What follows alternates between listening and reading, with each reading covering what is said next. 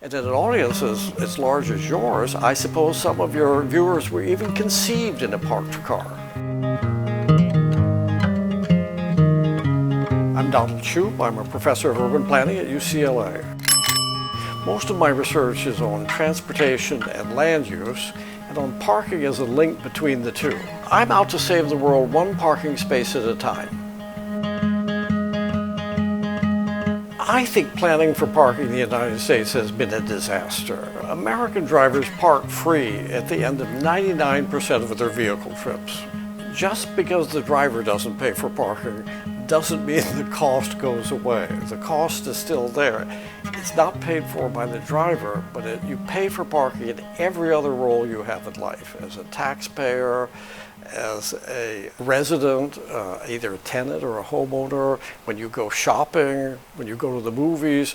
A little bit of every transaction has a small part shaved off to pay for your parking. One estimate of the total cost of the free parking in the United States is somewhere between what we pay for Medicare every year and national defense. I think I've been lucky in researching parking because it's escaped other people's interests, at least other academics' interests. They think it's either unimportant or trivial, but I think it is the single biggest land use in any city, and it has a huge effect on the way we live our lives. Well, the average car is parked 95% of the time, so while other transportation economists were chasing after the 5% of the time that cars were moving, I thought I could find out what was happening during the other 95% of their lives.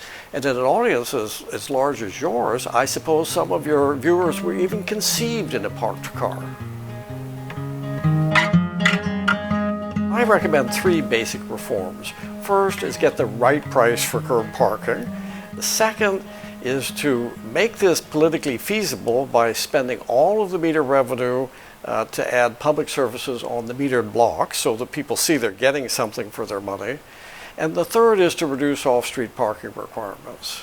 What is the right price for curb parking? In order to make the system work well, you need about one vacant space on every block so that everybody driving around can see that there's a vacant space wherever they want to go. Nobody can say there's a shortage of parking because every block they go to, there are one or two vacant spaces. But the price has to be at the level that will create that vacancy rate. So the key aspect of pricing reform is to get the prices right. It'll be different at different times of day and on different days of the week, but it should always be the lowest price the city can charge and still have one or two vacant spaces on every block. Well, I think that minimum parking requirements have turned out to be a planning disaster. That now cities won't allow anything to be built unless it has ample free parking. That drives up the cost of all development just to reduce the price of parking.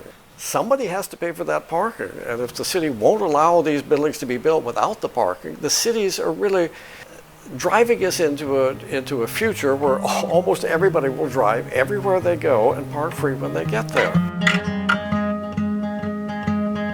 Well, if curb parking is cheaper than off-street parking, we all have the incentive to hunt for a curb parking space. We drive around hoping to see a car leaving, but if you're hunting for parking, a lot of other people are too. We studied the effect of this in Westwood Village, a little shopping district next to UCLA, and cruised ourselves to find out how long it takes to find a space and how far you have to drive.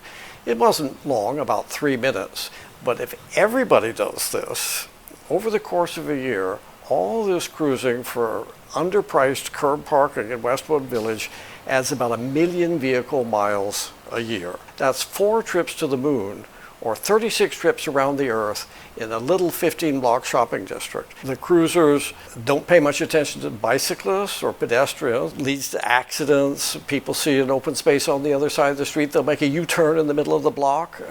It leads to dangerous behavior. And they're just doing what the city tells them to do, is to cruise for curb parking because it'll save you money. The city sets the prices, so they're inducing the behavior. And I think this is happening all over the earth. Old Pasadena is a great example of what I'm talking about. in terms of parking policy. It's one of the most popular shopping destinations in Southern California now. 30,000 people on a weekend go to walk around. But 30 years ago, it was a skid row with mostly vacant stores. The city wanted to put in parking meters because all the curb spaces were taken up by the employees of the few shops who were there. The merchant said, no way, it'll chase away the few customers we have. They argued for a couple of years about this until the city said, all right, if we put in the meters, we'll return all the revenue for added public services in Pasadena. And like that, the merchant said, that's different. You didn't tell me that. Let's run the meters to midnight. Let's run them on Sunday. Let's charge a high price. So it was the revenue return that transformed the attitude towards paying for parking, or at least towards charging for parking. And the meter money is now over $1 million a year. For a 15-block business district, about the same as Westwood Village.